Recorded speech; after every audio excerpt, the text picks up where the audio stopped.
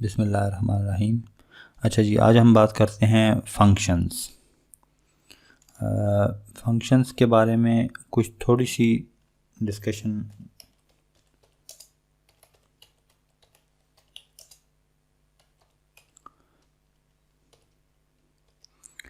हम built in function पहले use कर चुके हुए हैं और आज हमारा main topic user defined function है। लेकिन उससे पहले हम एक एग्जांपल बिल्ट इन फंक्शंस की देखते हैं। फॉर एग्जांपल हम यहाँ पर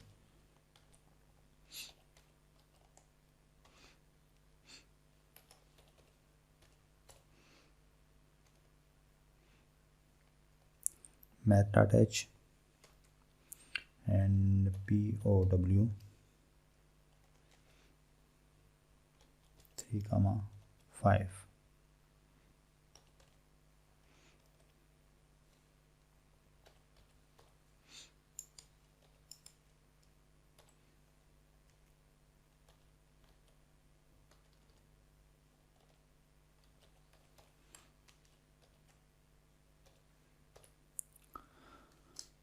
सो हमने math.h से एक मेथड कॉल किया है POW which is power and 3 to the power 5 is 243। तो ये जो है ये बिल्ट इन फंक्शन है POW। It is used for x to the power y। In fact कि आप इसको x पास कर सकते हैं, y पास कर सकते हैं, तो ये x to the power y compute करके y को असाइन कर देगा। लेकिन इस सारे में ये बात समझनी ज़रूरी है कि इसके इनपुट आर्गूमेंट्स हैं x, y और इसका आउटपुट आर्गूमेंट है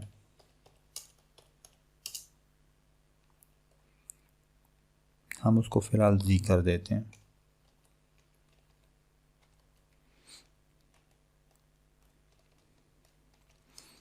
and output argument is z। तो दो इसके इनपुट आर्गूमेंट हैं, एक आउटपुट आर्गूमेंट है। तो ये स्टैंडर्ड लैंग्वेज है, कोशिश करें इसी को अडॉप्ट करें। Input argument and output argument कि कोई भी फंक्शन है उसका कुछ ना कुछ इनपुट होगा, कुछ ना कुछ आउटपुट होगा। हाँ, ये पॉसिबल है कि कोई ऐसा फंक्शन भी हो जिसका इनपुट और आउटपुट कुछ भी ना हो, ये भी पॉसिबल है।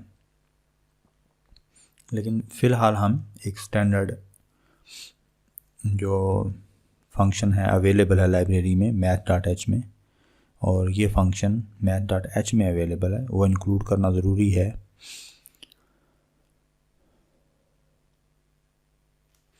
Let's talk about user defined functions. हम फ़िलहाल इसको देखें, वो POW रेड हो गया क्योंकि ऊपर math.h इंक्लूड नहीं की, तो वो लाइब्रेरी इंक्लूड करनी ज़रूरी होती है। अच्छा जी, हम यहाँ पर फंक्शन लिखते हैं void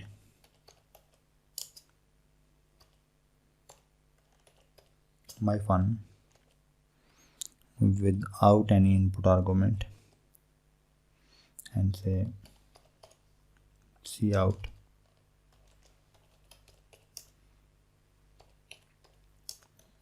thank you for calling।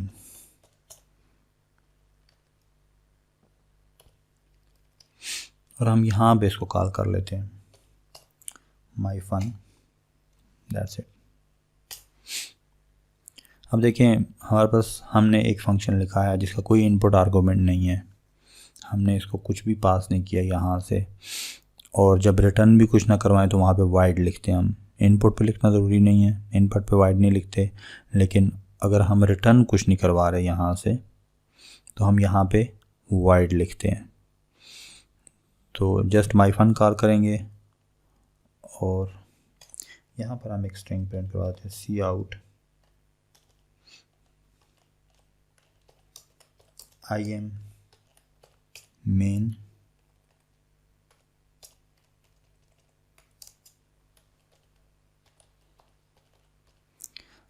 Function.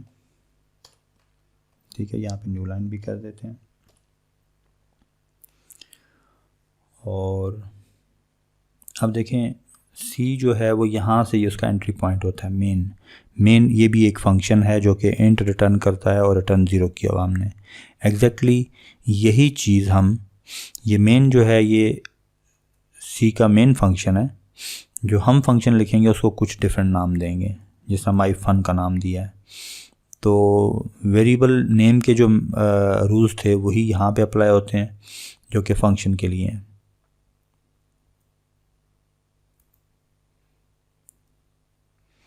I am main function, पहले ये स्ट्रिंग प्रिंट हुई, देन माई फन कॉल हुआ, माई फन में इनफैक्ट ये वाला कोड एग्जीक्यूट होगा।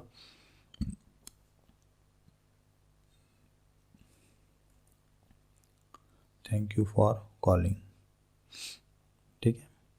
तो ये हम यूज़र डिफाइंड फंक्शन बना सकते हैं। अगर मैं इसको यहाँ पे माई फन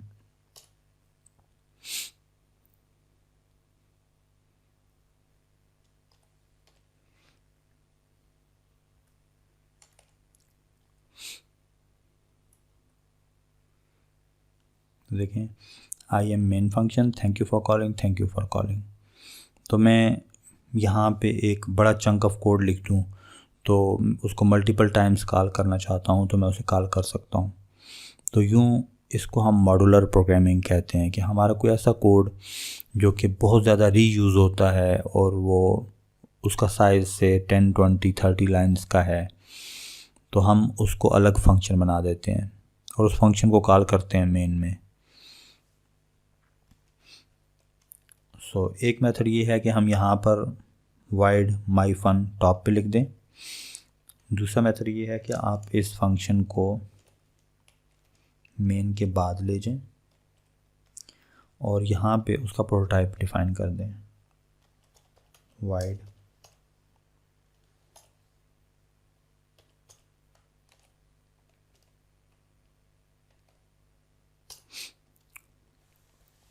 तो ये देखें वो जो एरर नज़र आ रहा था माई फन नहीं है तो वो भी रिमूव हो गया। तो यूँ हमने ऊपर उसका प्रोटोटाइप डिफाइन कर दिया, हमारा मेन फंक्शन फिर भी टॉप पे रहा और जितने फंक्शन हम नीचे चले जाएंगे तो यूँ कोड की रीडेबिलिटी भी बेहतर हो गई। जैसे मेरे पास 4-5 फंक्शन है वो सारे नीचे लिखे हों, यहाँ पर ऊपर उनका सिर्फ प्रोटोटाइप लिखा हो और मेन लिखा हो, तो जो अगर कोई थर्ड पर्सन मेरा कोड पढ़ना चाहता है तो वो मेन से पढ़ना शुरू कर देगा। माई फन पे आएगा तो उसको जस्ट यहाँ पर थोड़ी सी हेल्प टाइप कर दें कि माई फन क्या करता है। तो यूँ आपके कोड की मॉड्यूलरिटी बहुत अच्छी हो जाएगी कि प्रोटोटाइप टॉप पे रख दें, इसको एग्जीक्यूट करके देख लेते हैं, आउटपुट सेम आएगी, सेम आउटपुट, ठीक हो गया जी। तो इसी तरह हम ऐसा मेथड भी लिख सकते हैं जिसको हम कुछ 2 आर्गूमेंट्स पास कर दें, से int x comma int Y, और ये हमें जो रिटर्न करे वो वाइड नहीं बल्कि इंट ही रिटर्न करे। और यहाँ पर हम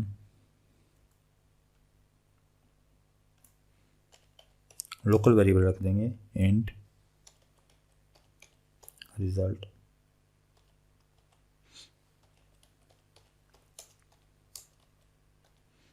x minus y return result. तो यूँ हम सिंपली 2 नंबर यूज़र से ले रहे हैं और लोकल वेरिएबल एक डिक्लेयर किया इंट का, उसमें दोनों का जो डिफरेंस था वो प्लेस किया और रिटर्न कर दिया रिज़ल्ट। और यूँ ये माई फन इसका नाम है, लेकिन यहाँ पर हमें कॉल करते हुए अब आउटपुट आर्गूमेंट भी हमें चाहिए, हमें 2 दफ़ा कॉल करने की ज़रूरत नहीं है।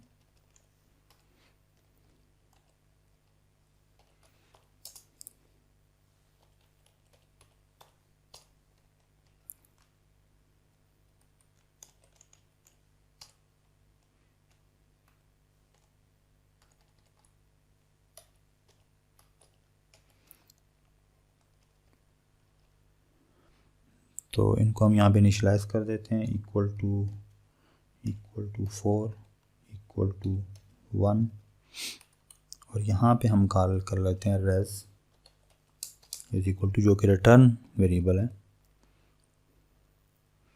और ए है जी, सॉरी यहाँ पर हमें प्रोटोटाइप भी चेंज करना है, इंट 1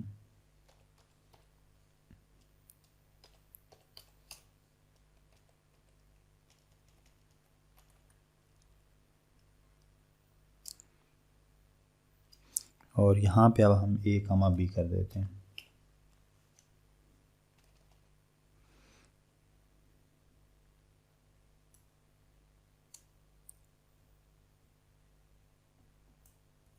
हमने रिज़ल्ट प्रिंट नहीं किया, सी आउट।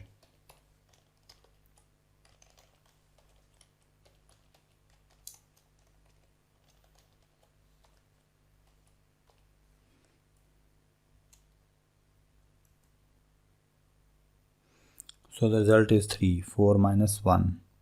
ये देखें इम्पोर्टेंट क्या है इस सारे में। इम्पोर्टेंट ये है कि मैंने एक मेथड ऊपर प्रोटोटाइप लिखा, इंट मतलब इंटीजर रिटर्न करेगा। माई फन फंक्शन नेम है, इसको हम पहला वेरिएबल भी इंट पास करेंगे और दूसरा वेरिएबल भी इंट पास करेंगे। और जो फंक्शन लिखा है उसमें फिर यहाँ पर इंट x और इंट y कर दिए, क्योंकि यहाँ पे वेरिएबल नेम पास करने होते हैं। वो वेरिएबल यहाँ पर डिक्लेयर करने की ज़रूरत नहीं है क्योंकि ये बाहर से पास होंगे x और y।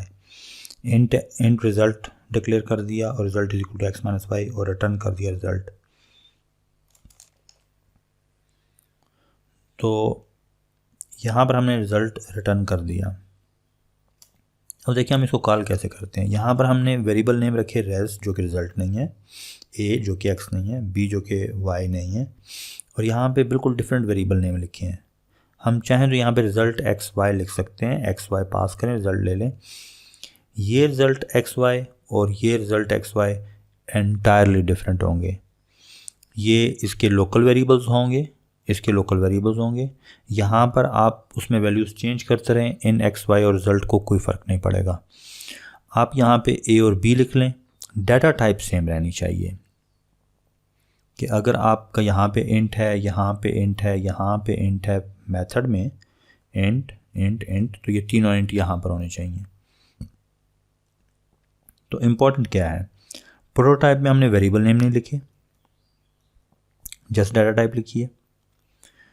फंक्शन लिखते हुए डाटा टाइप के साथ वेरिएबल नेम भी लिखे, रिटर्न में नहीं लिखा। वो रिज़ल्ट जो रिटर्न किया है उससे पता चल जाएगा कि वो रिज़ल्ट इंट था तो इंट ही रिटर्न हुआ है। मेथड कॉल करते हुए हम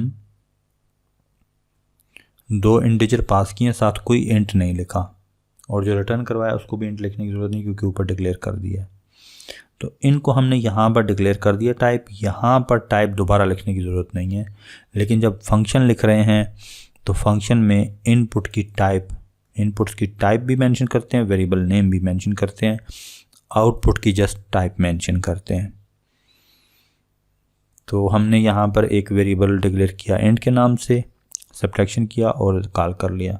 अब देखिए अगर मैं यहाँ पे इसको 1 कर दूँ, a को 1 और b को 4, तो -3 आंसर आना चाहिए। और बिल्कुल -3 आंसर है। उसकी रीज़न ये है कि हम फर्स्ट माइनस सेकंड कर रहे हैं। तो आपको फंक्शन लिखते हुए और फंक्शन कॉल करते हुए जो सीक्वेंस ऑफ इनपुट है उसका अच्छा आइडिया होना चाहिए। और ये ज़रूरी नहीं होता कि हमेशा आप एक सब्ट्रैक्शन ही कर रहे हो। आप एक जो पहला पैरामीटर है वो एक अरे हो सकती है और दूसरा पैरामीटर एक जस्ट उसका साइज़ हो सकता है जो कि एक नंबर होगा। तो आपको फर्स्ट और सेकंड की केयर करनी है कि फर्स्ट आर्गुमेंट क्या है, सेकंड क्या है।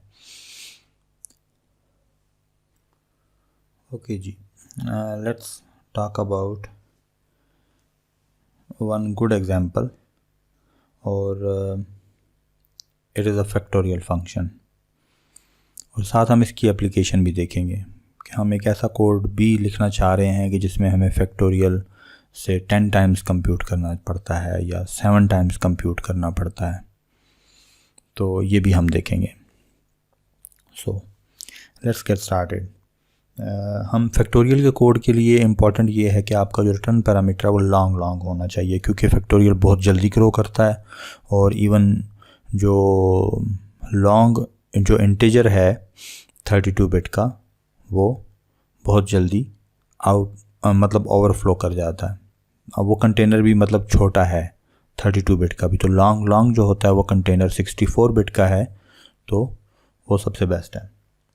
तो अनसाइंड लॉन्ग करते हैं। ओके जी, हमने अभी तक जस्ट प्रोटोटाइप की बात की है कि फ़ंक्शन को डिफ़ाइन कैसे करते हैं। हम मेन से ऊपर अगर फंक्शन डिफ़ाइन कर दें तो हम सिंपली मेन में कॉल कर सकते हैं, लेकिन गुड प्रैक्टिस ये है कि आप फंक्शन का ऊपर प्रोटोटाइप लिखें और मेन से बाद फंक्शन डिफ़ाइन करें और मेन में कॉल करें, तो ये गुड प्रैक्टिस है। इसमें ये ज़्यादा मॉड्यूलर अप्रोच है। अभी हम एक छोटी सी एग्जांपल कर लेते हैं फैक्टोरियल की, कि हम फैक्टोरियल का कोड लिखें और उसको मेन में कॉल करें। So let's get started.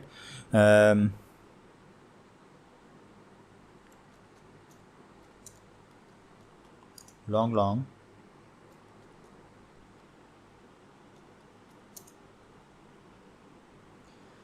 अब हम इसको एक वेरिएबल पास कर रहे हैं जो कि इंटीजर है, एक्स वेरिएबल पास कर रहे हैं और लॉन्ग टाइप का रिटर्न कर रहे हैं।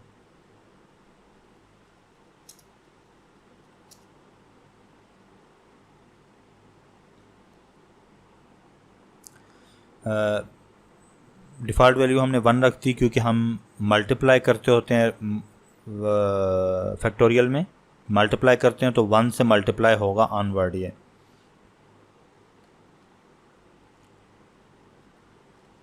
If x is less than 1 then return 1,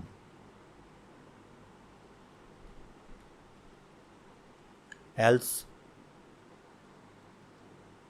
while x is greater than 1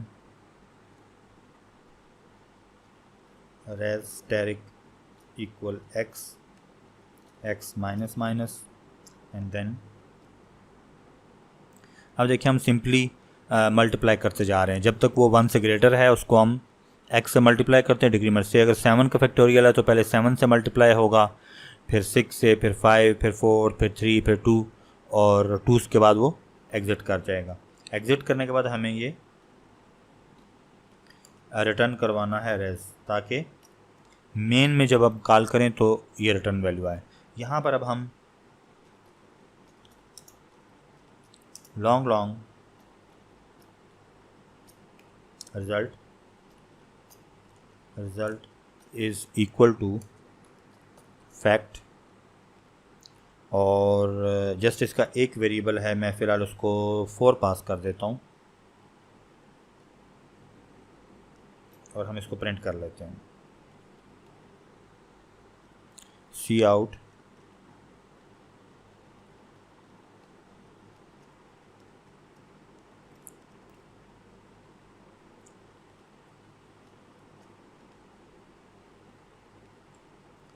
result. तो यूँ हम 4 का फैक्टोरियल कैलकुलेट कर रहे हैं, विच इज़ 24, 4 × 3 × 2 × 1।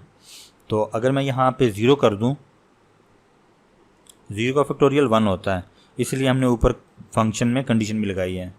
तो देखें 1 आ गया क्योंकि 0 पास किया था, यहाँ पर वो लेस देन 1 हो गया तो उसने यहीं से रिटर्न कर दिया, 1 रिटर्न कर दिया। और अगर हम इसको 7 पास करते हैं तो 7 का फैक्टोरियल आ जाएगा 5040। एग्जैक्टली यही इसका फैक्टोरियल है 7 का। तो ये एक एग्जांपल है, लेकिन अगर मुझे यही फैक्टोरियल बार बार कैलकुलेट करना पड़े तो वो प्रॉपर एप्लीकेशन होगी फंक्शन की। दो कि ये वाला कोड मैं यहीं पे टाइप कर दूं तो कोई फ़र्क नहीं पड़ता, क्योंकि मुझे एक फैक्टोरियल कॉल करना है। कहाँ पर यूज़ होता है फैक्टोरियल? आपने टेलर सीरीज़ पढ़ रखी है, से हम कंप्यूटर में साइन एक्स कैसे कैलकुलेट करते हैं। तो कोई टेबल नहीं हमने रिकॉर्ड किया होता कि सब वैल्यूज़ का टेबल रिकॉर्ड कर दें कि हम e⁻x कैलकुलेट कर लें या साइन कैलकुलेट कर लें। कोई टेबल नहीं होता कि हर वैल्यू का टेबल हमने फीड किया होगा कंप्यूटर में, बल्कि टेलर सीरीज़ होती है। और टेलर सीरीज़ जिस तरह e⁻x की है 1 + x⁻2 divided by 2 factorial plus x⁻3 divided by 3 factorial and so on से x to the power 7 divided by 7 factorial. अब देखें ये आप फॉर लूप में एग्जीक्यूट कर सकते हैं। फॉर इंट आई 0 से 7 तक चलाएं फॉर लूप, और x to the power sum plus equal x to the power i divided by i factorial कर दें और सम को फ्लोट रखें। तो ये कितना सिंपल है, आप एक्सपोनेंट की कोई भी वैल्यू कैलकुलेट कर सकते हैं। साइन एक्स की अगर आपको टेलर सीरीज आती है तो साइन एक्स कैलकुलेट कर सकते हैं, cos x, log x, natural log x, सब की टेलर सीरीज होती है। अब इस एक कोड में हमें कितनी दफ़ा फैक्टोरियल कॉल करना पड़ता है, तो पावर का फंक्शन है, फैक्टोरियल का नहीं है, तो आप फैक्टोरियल का खुद बना सकते हैं और उसको बार बार कॉल कर सकते हैं फॉर लूप के अंदर। तो ये एडवांटेज है हमें फंक्शंस बनाने का। तो इसके बाद अब हम देखते हैं next topic which is in fact by value और बाय रेफरेंस। ओके जी, अब हम एक मेथड लिखना चाहते हैं जिसमें हम बाय रेफरेंस और बाय वैल्यू को डिफरेंशिएट करना चाहते हैं। वाइड हम रिटर्न कुछ नहीं करवा रहे, डॉट इंट $x कामा इंट $y, और इस कोड में हम x डायरेक्ट इक्वल 2 कर रहे हैं, मतलब x को 2 से मल्टीप्लाई करके x में स्टोर कर रहे हैं और y को भी 2 से मल्टीप्लाई करके y में स्टोर कर रहे हैं, नथिंग एल्स। हम कुछ रिटर्न नहीं कर रहे हैं, ठीक है। यहाँ पर हम दो वेरिएबल्स डिक्लेयर कर देते हैं, से int a equal to 2 comma b equal to 4, और हम ये दो वेरिएबल्स पास करते हैं डॉट को। तो हम कुछ रिटर्न नहीं करवा रहे, हम इसको दो इंटीजर्स पास करेंगे a कामा b, और हम प्रिंट करवा लेते हैं इसको सी आउट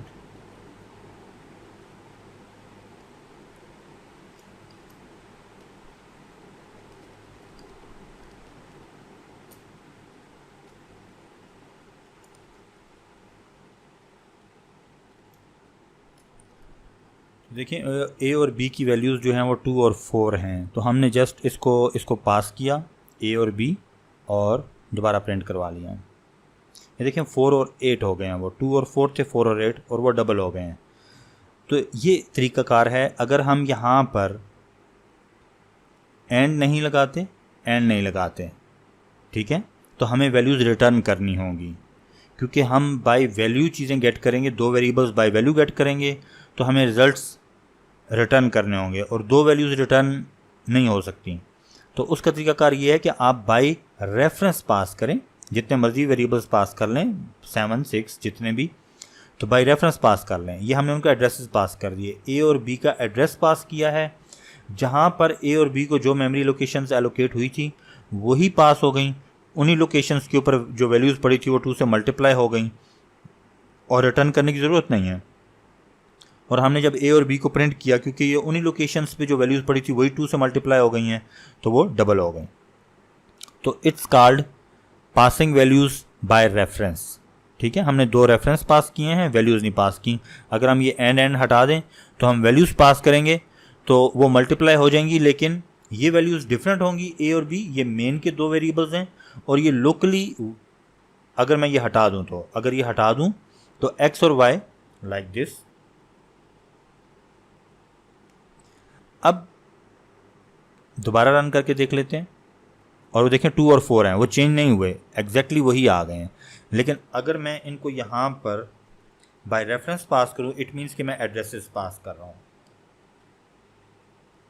ठीक है। एड्रेसेस पास कर दिए, उन्हीं एड्रेसेस के ऊपर मल्टीप्लाई हुआ और रिजल्ट डबल हो गया। तो ये बेसिक डिफरेंस है कि हम बाय वैल्यूज़ पास करें या बाय रेफरेंस। तो ये बाय रेफरेंस का ये एडवांटेज है कि आपकी मेमोरी रेप्लिकेट नहीं होती। अगर आपने 100 बाई 100 की करे है, आपने किसी फंक्शन को पास करनी है, तो उसकी कॉपी नहीं क्रिएट होगी, बल्कि उन्हीं एड्रेसेस के ऊपर ऑपरेशन होगा। तो ये इंपॉर्टेंट है कि बाय रेफरेंस कैसे पास करते हैं और बाय वैल्यू। और जब बाय रेफरेंस पास करते हैं तो रिटर्न करवाने की जरूरत नहीं, क्योंकि वैल्यूज़ उन्हीं एड्रेसेस के ऊपर चेंज हो रही होती हैं, ठीक है। तो वाइड कर देंगे, रिटर्न करवाने की जरूरत नहीं। ये वही प्रोग्राम है जी जो हमने लास्ट टाइम भी किया, जिसमें हमने 2D मैट्रिसेस को ऐड किया था वैल्यू बाय वैल्यू। तो हमने 100x100 भी टेस्ट किया था, फ़िलहाल इनको 5 कर दिया है। 3 मैट्रिसेस हैं, मैट एक्स वाई और मैट जी, और इनमें हमने रैंडम वैल्यूज़ इनिशियलाइज़ किए हैं। तो ये रैंड एक बिल्ट इन मेथड है, सी के अंदर ये बिल्ट इन फंक्शन है। जिस तरह अभी हम यूज़र डिफाइंड फंक्शन बना रहे हैं, इस तरह ये बिल्ट इन फंक्शन है जो आपको रैंडम वैल्यूज़ देता है। जब आप $10 करते हैं तो ये 0 to 9 वैल्यूज़ यहाँ पे स्टोर कर रहा है मैट्रिक्स के अंदर। ये नॉर्मली टेक्निक यूज़ की जाती है जब आपको बिग मैट्रिसेस को इनिशियलाइज़ करना हो कुछ कोड टेस्ट करने के लिए। तो 3 मेथड्स हैं। एक है आप टॉप पे वैल्यूज़ खुद इनिशियलाइज़ कर दें, यूज़र से इन करवा लें, या रैंड के थ्रू आप वैल्यूज़ सेव कर लें, क्योंकि हम जस्ट अपना कोड टेस्ट करना चाहते हैं। इसी तरह हमने एक और मैट्रिक्स इनिशियलाइज़ करवा लिया, देन हमने इनको ऐड करके 3 मैट्रिसेस डिस्प्ले किए। तो ये वो कोड है जिसके बारे में हमने लास्ट टाइम भी बात की थी कि हम इसकी रेप्लिकेशन ख़त्म कर सकते हैं। इसको हम यहाँ से कट कर लेते हैं और मेन से ऊपर हम यहाँ पे मेथड लिख सकते हैं वाइड, क्योंकि हम रिटर्न कुछ नहीं करवाना चाह रहे, डिस्मैट, और हम यहाँ पे इंट मैट एन। हम इसमें कुछ थोड़ी सी वैरायटी भी डिस्कस करेंगे कि मैट्रिसेस को पास करने के क्या पॉसिबल वेज हैं। तो यहाँ पे हम मैट कर देते हैं। हम ये मैट को प्रिंट करने का एक कोड लिख दिया। इस डिस्क मैट को हम यहाँ कॉल कर लेते हैं, डिस्क मैट एक्स। तो ये देखिए हमने जस्ट मैट्रिक्स का जो वेरिएबल नेम है वो पास किया, को साथ ब्रैकेट्स यूज़ नहीं की।